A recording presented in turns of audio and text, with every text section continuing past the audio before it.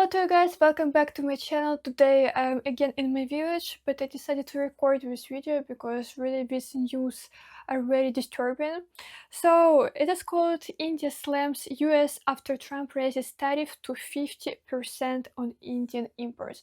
This is really crazy, very upsetting about 50% because I really didn't think that Trump would do it, but it turned out to be like this. So guys, I hope you're interested. Please watch till the end and let's go. He's done it again. Donald Trump has targeted India yet again. Just 24 hours ago, he had threatened new tariffs on India, and now he's delivered. The 25% duty has been doubled, so tariffs on Indian goods will now stand at 50%. This is crazy. Trump has escalated his trade offensive, and this time India is squarely in his crosshairs. Earlier today, the US president signed an executive order. It says the same thing as the statements and social media posts, that India buys Russian oil, that is why it will face higher tariffs. That's essentially what Trump's executive order says. Yeah, my opinion is that this is really so much unfair because India buys oil for its citizens, like as I already said many times.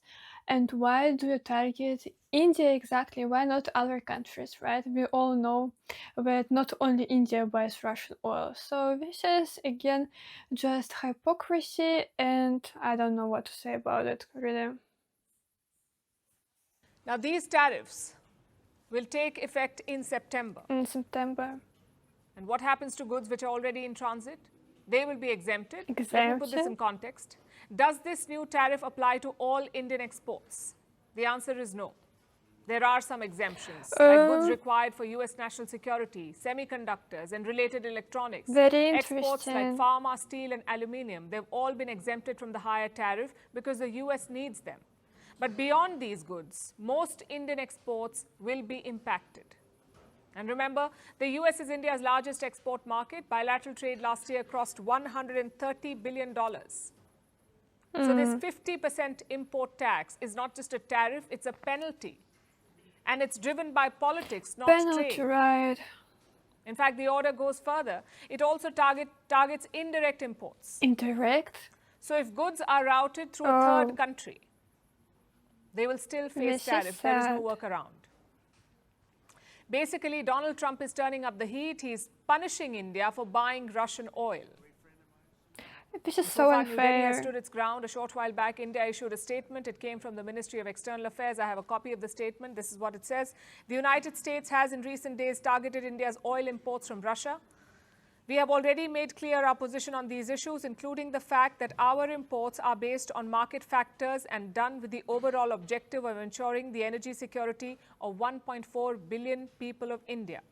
It is therefore extremely unfortunate that the US should choose to impose additional tariffs on India for actions that several other countries are also taking in their own national interest. We reiterate that these actions are unfair, unjustified, and unreasonable. India will take all actions necessary to protect its national interests. This is what the Indian statement has said. In an earlier statement, India had accused the United States and European Union of double standards. Remember, the EU continues to import energy from Russia. And despite Donald Trump's tough talk, America still buys uranium and fertilizers from Russia. But they don't think about it. Yesterday, Trump was confronted with this fact. Listen to how he responded. India says that the US imports Russian uranium, chemicals, fertilizers, while criticizing their energy imports. Your response to that, sir? I don't know anything about it. I'd have to check, but we'll get back to you on that. Yeah, please. He doesn't know about it. Okay. That's Trump being Trump, dodging the tough questions and peddling falsehoods. The question at this moment is, what does India do next? But he knows about India, there are two not options. About his country. Option one, India could negotiate with the White House, and we know how Trump operates. He could announce a deal today, tear it up tomorrow, then return with a new set of demands. Plus, India would not want a deal that hurts its interests. And those issues, those sticking points have not changed. The other option is strategic diversification. Leverage India's broad network of partnerships, build long-term alternatives, and reduce dependence on unreliable markets like the United States of America. It won't be easy, it won't be quick, but it would be in the interest of India. Yeah. By the way, tell me, what do you think about it? Should India stick to America or to like Russia and China? I'm just really curious about your opinion because I know that there are two group of people, so just please let me know in the comments. This is the path New Delhi seems to be taking. Which brings me to Russia. Despite the tariffs and the threats, India is doubling down on its ties with Russia. National Security Advisor Ajit Doval landed in Moscow today. This visit was planned months ago. Yeah, I've heard now about it it assumes greater importance. from Prashant Dhawan. Doval met with senior Russian officials. He discussed a wide range of agenda items, from Russian oil to Russian defense supplies. He also discussed the S-400 defense system. Yeah, S-400. The one that India is buying from Russia. India signed a $5.4 billion contract for the S-400 in the year 2018. 5 squadrons were ordered. 3 have been delivered and deployed. 2 systems are yet to be delivered. They could be fast-tracked after today's engagements. Now, this system, the S-400, has already proven crucial to India's defenses.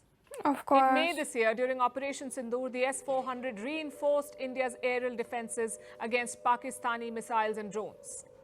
Some reports suggest that India could seek more S-400 units from Russia. So clearly, Trump's tariffs have had no impact on this relationship. Later this month, External Affairs Minister S. Jaishankar will travel to Russia. He will co-chair an important meeting. The conversation will likely address energy supplies, tech transfers, and strategic infrastructure. President Putin is expected to visit India as well. In autumn, this could happen in the coming months. Come. So Doval's visit, As followed as by I Jaishankar's trip, could lay the groundwork for Putin's visit to India. And that's not all. India is opening a second front as well, with China. Oh, really? With New China? Delhi made a This is major nice. announcement today. Prime Minister Modi will travel to China later this month. He will attend the SCO summit. SCO stands for the Shanghai Cooperation Organization. It's a grouping of Eurasian countries. Prime Minister Modi could meet President Xi Jinping of China on the sidelines of this summit. Great news. He had met the Chinese leader last year as well in Russia. Now, if the leaders meet again, expect them to send some signals. They may not address Trump's trade war directly, but it will shape their conversations. So join the dots. Doval's visit to Russia, Jaishankar's upcoming engagements in Moscow, and then Prime Minister Modi's visit to China. The message is consistent. The message is India clear. is asserting its right to choose, despite American pressure and in defiance of Trump's demands. Well, guys, I'm so much really surprised that India decided to stick up to Russia, not to America, because I saw so many comments of Indians that in this kind of situation, even it is better to look for America, not for Russia. And some people even said that, like, right now, the relationship between Russia and India is closed, but we see that it is not closed. Everything is going on, and I'm really glad that there is this bonding between our countries. I'm really glad that India decided to make this bold decision. Of course, bold, because like we all understand that it can have some drawbacks, of course, for Indian economy, right? But still, they decided to choose Russia, and they decided to show their sovereignty, right? That they are an independent country, which is really nice. And as for America, as I already said, that I think that this their approach to dominate the world and to impose their interest on other countries will one day just crush their own economy, and it's not going to be okay for them. So guys, let me know what you think about this situation. I would be really interested to know your opinion. And guys, if you liked this video, you can of course support me with likes, comments, and see you in my next videos. Bye bye.